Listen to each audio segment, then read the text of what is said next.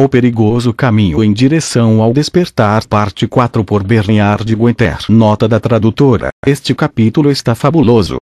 Explica também a negatividade das polêmicas na internet, e o alimento produzido para as forças contrárias através delas. Aproveitem. Armadilhas no caminho para o despertar. Vejamos algumas das armadilhas na jornada rumo ao despertar, e também examinemos algumas das emboscadas em que podemos cair na esteira de experimentar um vislumbre de outro profundo estado desperto, se ainda impermanente. Todas as armadilhas descritas abaixo, isto é apenas uma seleção das principais que observei em mim e outros, podem acontecer em qualquer fase do processo de despertar, e muitas podem ocorrer simultaneamente. Pessoalmente falando, eu caí em muitas dessas armadilhas no passado, e aprendi da maneira mais difícil, e algumas delas ainda fluem aqui e ali, se eu não me deter. Bypassing espiritual. Bypassing, desvio espiritual, criado por John Velvood em 1984, é o uso de práticas e crenças espirituais para evitar lidar com nossos sentimentos dolorosos, feridas não resolvidas e necessidades de desenvolvimento. Nós nos empenhamos no bypassing espiritual quando nós contornamos o trabalho psicológico básico necessário, acreditando-nos ser mais cientes do que nós somos realmente, e assim superestimamos nosso estado de ser. Refere-se a intelectualizar verdades, ideias e conceitos espirituais mais elevados, e assim distorcê-los/diluí-los para evitar enfrentar os nossos pontos cegos e a personalidade condicionada. O bypassing espiritual também se revela quando julgamos as emoções negativas como algo mal, não espiritual, um vírus a ser evitado, acreditando que ser espiritual significa ser sempre agradável, positivo, sorridente e não conflituoso, resultando em uma falta de limites e fuga da realidade. Sinais de desvio espiritual: desprendimento exagerado, intelectual/preso na cabeça, entorpecimento emocional e repressão excessiva, ênfase na raiva-fobia, muitas vezes resultando em agressividade passiva e uma máscara de fazer-se de bom, cego ou excessivamente tolerante, compassivo/limites fracos, desenvolvimento desequilibrado, a inteligência cognitiva/intelectual muitas vezes está muito à frente da inteligência emocional e falta de incorporação, julgamento débil sobre a negatividade ou o lado da sombra, desvalorização do pessoal/físico em relação ao espiritual, ilusão de separação, ilusões de ter chegado a um nível mais elevado, esforços enérgicos para matar/erradicar o ego, ou julgá-lo como mal. Assim como tudo é perfeito, é tudo uma ilusão, somos todos um, o amor é tudo o que há, como conceitos filosóficos, intelectuais, para evitar lidar com os não tão agradáveis aspectos da vida diária nesta dualidade da 3D, ignorando responsabilidade e lições da nossa encarnação 3D, usando práticas espirituais para escapar de emoções desagradáveis. Por exemplo, usando a meditação para se dissociar das emoções, ao invés de transmutá-las. Fuga espiritual. Quando estamos imersos no desvio espiritual, gostamos da luz, mas não do calor. E quando estamos envolvidos nas formas mais grosseiras de evasão espiritual, em geral preferimos teorizar sobre as fronteiras da consciência do que realmente ir para lá, suprimindo o fogo em vez de respirar ainda mais vigor, abraçando o ideal do amor incondicional, mas não permitindo que o amor apareça em suas dimensões mais desafiadoras e pessoais. Fazer isso seria muito ardente, muito assustador, e demasiado fora de controle, trazendo as coisas para a superfície que há muito tempo temos rejeitado ou suprimido. Espírito. Mas se realmente queremos a luz, não podemos nos dar ao luxo de fugir do calor. Como disse Victor Franco, o que dá a luz deve resistir à queima. E estar com o calor do fogo não significa apenas sentar-se com as coisas difíceis na meditação, mas também entrar nelas, caminhar até o seu núcleo, encarar e entrar e ficar íntimo com o que está lá, assustador ou traumático, triste ou rude. O bypassing espiritual está em grande parte preenchido, pelo menos em suas formas de nova era, pela ideia de totalidade e unidade inata do ser, unidade sendo talvez o seu adesivo favorito, mas na verdade gera e reforça a fragmentação, separando e rejeitando o que é doloroso, angustiado e não curado, todos os aspectos distantes de adular o ser humano. As armadilhas do desvio espiritual podem parecer boas, especialmente quando elas parecem prometer a liberdade do alvoroço e da fúria da vida, mas esta suposta serenidade e desapego é muitas vezes pouco mais do que o valor metafísico, especialmente para aqueles que fizeram da necessidade de ser uma virtude, e enxergar positivo. Um sinal comum revelador de desvio espiritual é a falta de fundamentação e experiência no corpo que tende a manter-nos ou espacialmente flutuando na forma como nos relacionamos com o mundo, ou demasiado rigidamente amarrado a um sistema espiritual que aparentemente fornece a solidez que falta. Podemos também cair no perdão prematuro e na dissociação emocional, e confundir a raiva com a agressão e a má vontade, o que nos deixa sem poder, cheios de limites fracos. A bondade exagerada que muitas vezes caracteriza a passagem espiritual que a amarra na profundidade emocional e na autenticidade. E seu sofrimento subjacente, na maior parte tácito, intocado, não reconhecido, mantém ilhado do cuidado que o desembrulha e o desfaz, como um bebê que está sendo preparado para um banho por um pai amoroso.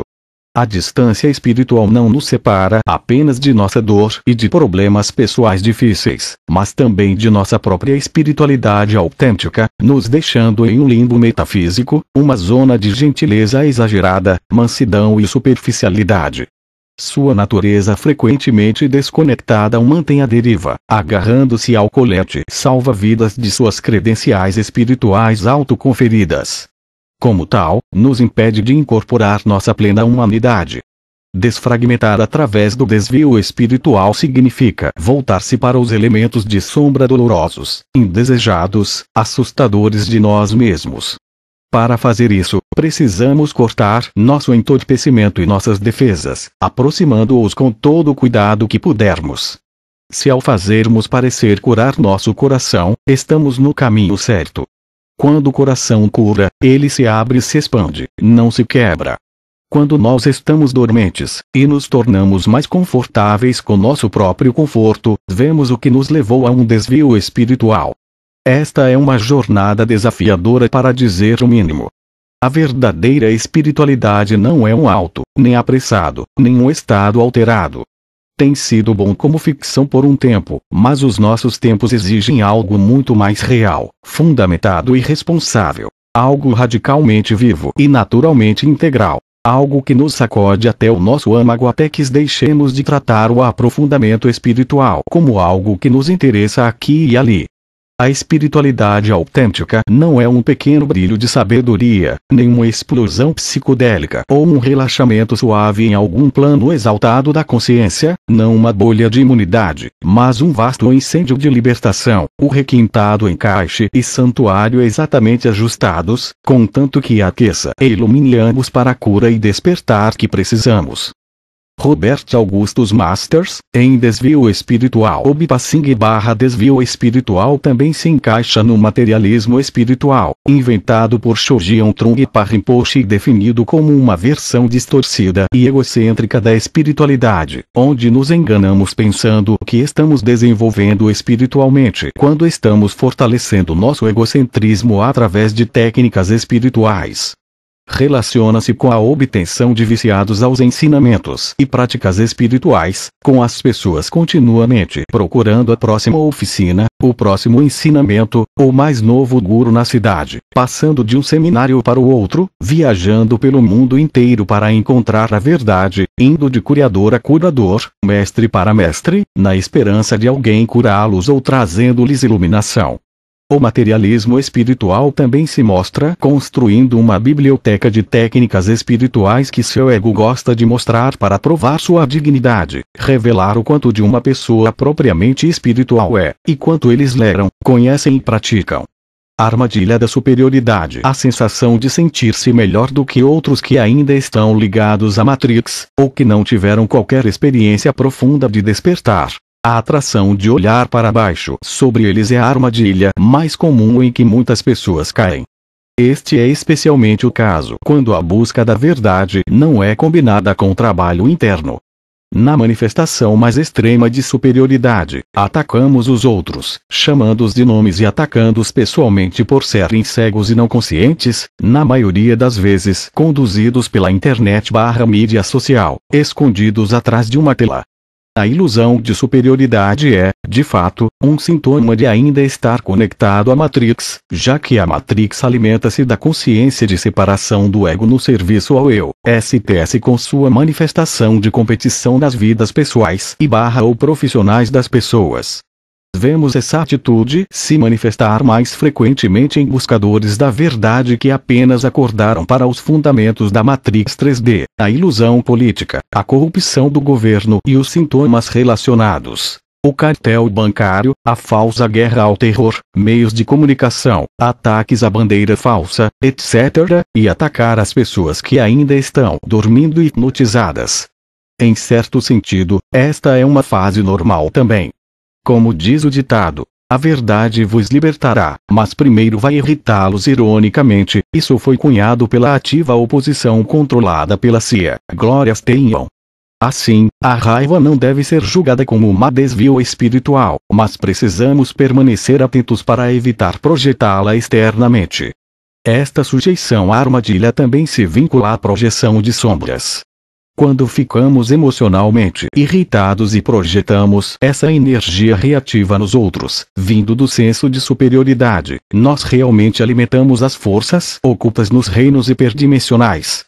Ela decorre da mente predadora pela qual essas forças funcionam através de nós, desencadeando comportamentos mecânicos/reativos para produzir a frequência lixo que se alimentam. Existem diferentes graus de complexos de superioridade, com várias manifestações que todos nós podemos cair, de sutil a muito aparente. Enquanto temos um senso interior de superioridade, especialmente a doença de superioridade moral, ou especialidade em comparação com os outros, mesmo sem qualquer projeção externa, a Matrix tem seus ganchos em nós. Isso também pode acontecer com os viajantes indivíduos cujas almas encarnaram de uma densidade mais alta, 4 ou 6 densidade, nesta terceira densidade com uma missão específica a realizar para ajudar a humanidade, que são muito identificados com o conceito de andarilho semente estelar, vendo-se como melhor do que seres humanos, e o ego alimenta fora desta mentalidade limitada. É também assim que as forças negativas almejam, sequestram e descarrilam os viajantes de sua missão, apelando ao aspecto sombrio de seu ego. A armadilha da superioridade é tão comum que é quase um subproduto natural do processo de despertar. Ela pode se manifestar em qualquer fase, mesmo depois de ter tido uma experiência de despertar místico que o ego então sequestra. Em outras palavras, o ego acredita estar acordado, transformando-se em um ego espiritualizado. Muitos mestres/gurus autoproclamados, ou mesmo figuras populares no movimento da verdade, têm grandes questões de superioridade, culto ao transtorno da personalidade, que seus seguidores frequentemente alimentam com sua adoração e programação hierárquica autoritária, percebida como estado inferior do ser, e, assim, colocar outra pessoa em um pedestal. Não importa qual a prática ou o ensino, o ego ama esperar uma cilada para apropriar a espiritualidade para sua própria sobrevivência e ganho. Shojion Trungpa mais frequentemente do que não temos controle sobre quando pensamentos/sentimentos de superioridade entram em nós. Pode acontecer como uma resposta mecânica, como o aparecimento súbito de sentimentos de ciúme ou raiva. A chave é a autoobservação, não tentar se livrar dela. O axioma o que resistimos persiste se aplica aqui, nada de julgar-nos por pensar/sentir dessa maneira, o que é muito autodestrutivo. Evite tentar empurrá-lo para longe ou agir sobre ele. Em vez disso, continuamos trabalhando em nós mesmos, o que ajuda a desvincular nosso campo vibracional de tais intrusões de pensamento. Por não se identificar com eles positivamente, aceitar, ou negativamente, julgando-nos/resistência vigorosa, podemos lentamente liberá-los. A paciência é a chave aqui. Uma boa coisa a ter em mente é que todos lendo este artigo foram uma vez totalmente adormecidos, apanhados nos mecanismos de controle da Matrix, nenhum de nós nasceu desperto. Todos nós tivemos nossos momentos de despertar individual, percebendo que temos acreditado em mentiras nossas vidas inteiras, e esse caminho para a liberdade é diferente para cada um de nós. É aí que a compaixão e a empatia entram, tanto para nós mesmos quanto para os outros, mesmo que as pessoas cegas/inconscientes que sonham estar acordadas tendam a apoiar a agenda matricial e, portanto, inconscientemente fazem muito mal apesar de suas intenções bem-intencionadas. Por exemplo, a crença no governo, engajar-se no espetáculo político fantoche, que decorre de um mecanismo de síndrome de Estocolmo, que é baseado no condicionamento social, ou seja, programação autoritária, e, portanto, alimentando a agenda da divisão e conquista. É importante, porém, não cair em compaixão cega ou intelectualizar a compaixão, o que pode resultar em uma falsa máscara de compaixão e piedade pelos outros, o que, ironicamente, também decorre de um inconsciente sentimento de superioridade. De uma perspectiva de cenário maior, também é importante manter em mente que nem todos estão aqui para despertar durante este ciclo atual. Não há nada de errado com essa verdade, e não há julgamento, é meramente uma função do equilíbrio cósmico. A compaixão cega está enraizada na crença de que todos estamos fazendo o melhor que podemos. Quando somos impulsionados pela compaixão cega, reduzimos a todos a muito negligentes, criando desculpas para o comportamento dos outros e criando situações agradáveis que exigem um vigoroso não, uma voz inconfundível de desagrado, ou uma firme definição e manutenção de limites. Essas coisas podem, e muitas vezes devem ser feitas por amor, mas a compaixão cega mantém o amor demasiado manso, condenado a usar uma face amável. A compaixão cega é a bondade enraizada no medo, e não apenas o medo do confronto, mas também o medo de não se manifestar como uma pessoa boa ou espiritual. Quando mudamos a nossa voz essencial, a nossa abertura é reduzida a uma lacuna permissiva, a um abraço sem discernimento, a uma receptividade pobremente limítrofe, o que indica uma falta de compaixão por nós mesmos, na medida em que não nos protegemos adequadamente. A compaixão cega confunde a raiva com a agressão, a força com a violência, o julgamento com a condenação, o cuidado com tolerância exagerada e mais tolerância com a correção espiritual. Robert Augustus Masters. A armadilha de tentar vigorosamente acordar os outros. Muitos de nós que tomaram a pílula vermelha e estão cada vez mais vendo através das mentiras e ilusões da cultura oficial pode estar ansioso para dizer aos outros o que descobrimos e percebemos em nossa jornada. Queremos que os outros, especialmente os nossos amigos e familiares, acordem também. Vemos como sofrem desnecessariamente, apoiando as forças que os oprimem e os desviam, de modo que nossas intenções de despertar os outros vêm de um lugar bem intencionado. Às vezes, elas estão apenas vindo de um lugar de entusiasmo com relação à partilha de informações. No entanto, duas coisas são importantes para entender e aplicar. Considerações externas e encerramento estratégico. Consideração externa significa adaptar-se à visão de mundo/crenças de outra pessoa e, assim, não empurrar informações para alguém que não a pediu em primeiro lugar. Às vezes, essa abordagem envolve o apoio de outras pessoas ilusões, porque elas não estão prontas para ouvir a verdade, muito menos ser assistidas em se tornar desplugadas do sistema de controle da Matrix. Em termos esotéricos, dar-se-o, sincero, pedir é uma violação do livre-arbítrio. Pode interferir com a lição/caminho da alma da outra pessoa envolvida, um indivíduo que precisa aprender certas lições para si mesmo, mesmo que isso implique longos períodos de sofrimento e luta. Nesse contexto, não podemos fazer nada para outra pessoa, nem salvá-las, se não estão envolvidas no processo de autotrabalho sincero e buscam sinceramente a verdade por si mesmas. Provavelmente será contraproducente um engajamento, proporcionando um ponto de vista contrastante. A parte que pede da equação não precisa ser de natureza verbal, depende da situação e do contexto. Confiar nas próprias intuições sobre o que compartilhar, e o que reter, é significativo. Simplesmente estar curioso não é uma forma sincera de pedir. Para aquelas pessoas que simplesmente se intrometeram no oculto por mera curiosidade, não temos nada a dizer. Elas obterão tanto quanto merecem, e nada mais. Pedi e recebereis, buscai e encontrareis, batei e vos será aberto. É igualmente verdadeiro hoje, em relação ao conhecimento esotérico, como era há 2000 anos. Isso invariavelmente pressupõe que o suplicante e o aguilhado estão realmente buscando, e que eles buscam apenas para satisfazer os anseios profundos da alma imortal. O porteiro, o guardião do templo da verdade, é tão mudo como uma rocha de granito para todos os outros.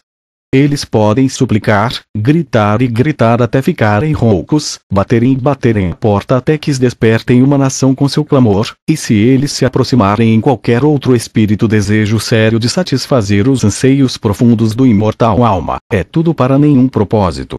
Nunca podemos tomar o reino do céu pela tempestade. A hermética Irmandade de Luxor. Documentos iniciáticos e históricos de uma ordem de ocultismo prático, por Jocelyn Goldwyn. Invólucro estratégico refere-se a ter uma estratégia com relação a como apresentar informações que podem desafiar os sistemas de crenças de outro. Às vezes é mais produtivo ficar em silêncio do que deixar cair bombas de conhecimento em uma mente inocente, muito menos tentar convencer outra pessoa através de discussão e debate, que só cria o afrouxamento emocional para que as forças ocultas se alimentem.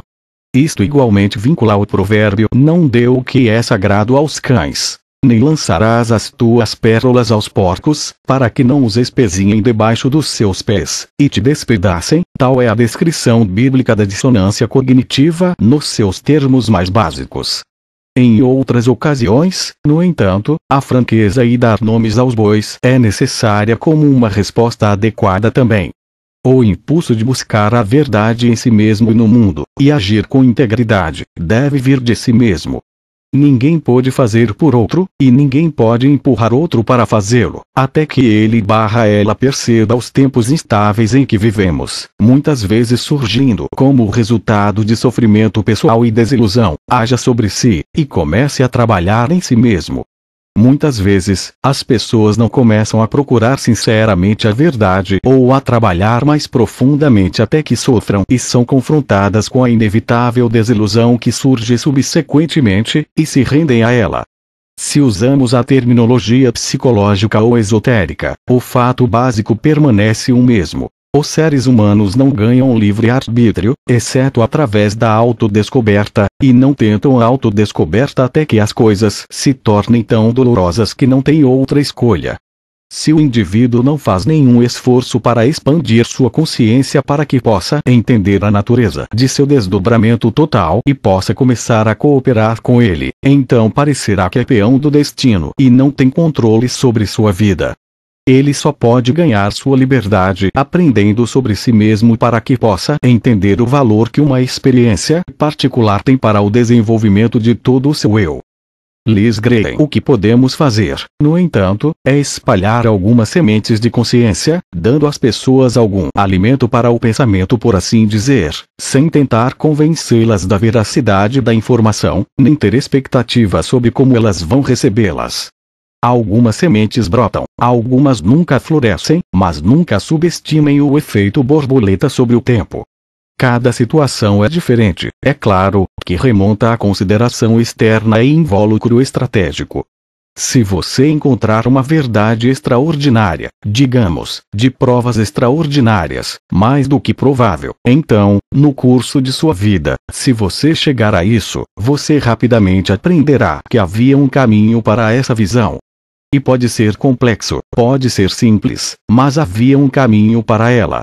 Você não pula direto para ela sem os estágios intermediários.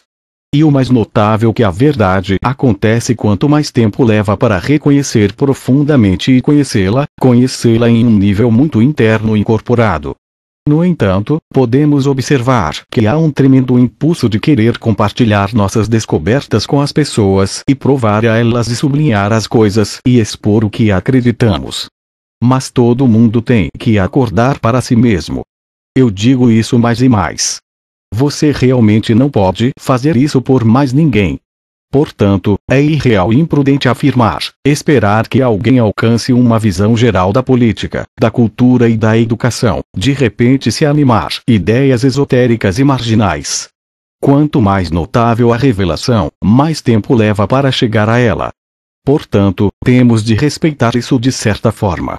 Temos de esperar também que leva tempo para as pessoas entenderem o que é real e o que é irreal.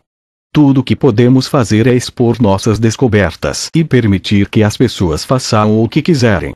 E isso exige disciplina e um alto grau de autoconfiança. E entre os acadêmicos, nem sempre isso deve ser dado como certo. Porque não é apenas disciplina acadêmica, mas é o discípulo pessoal em seu próprio crescimento, em seu próprio ser, não apenas o elemento de computador de nossas mentes, mas todas as outras faculdades também. E se hesitarmos em nossas convicções, se precisarmos constantemente de validação e tranquilidade, então começamos a comprometer até nossas próprias matérias. É melhor não fazer isso em tudo. Basta jogar o seu próprio jogo. Realize seu próprio ato e obtenha tanta compreensão e autenticidade conforme você puder. E não pare e continue fazendo isso. Isso traz à mente a questão do que realmente acontece quando dizemos a verdade. E eu sinto muito, tendo trabalhado com todos os níveis de filósofos, acadêmicos, psicólogos, místicos e inovadores, digo que ser inteligente não é suficiente para conhecer a verdade. E eu diria que a verdade se revela lentamente dependendo da consciência intelectual, emocional e transcendental do indivíduo. E esses dois últimos elementos são extremamente carentes no investigador médio, eu diria. Portanto, sua investigação é necessariamente plana e unidimensional. É limitada, para colocar educadamente, assim como uma pessoa que não pode ver a verdadeira essência de uma situação porque ela realmente não consegue. Ela não tem sinceridade, humildade e discernimento. Neil Kramer. Ao mesmo tempo, também sinto, e já vi, que as ideias de consideração externa e invólucro estratégico têm sido usadas como um amortecedor, uma estratégia de evasão e uma justificativa para desculpar as pessoas de estarem abertas sobre as questões importantes que o nosso mundo está enfrentando neste dia e época, ou mesmo com relação ao que realmente pensamos e sentimos, o nosso próprio senso de vulnerabilidade e abertura. Muitas vezes, há esse medo irracional e paranoia sobre o que os outros podem pensar de nós como indivíduos, se for mais franco, permitindo as opiniões enquadrarem o nosso próprio senso de autoestima.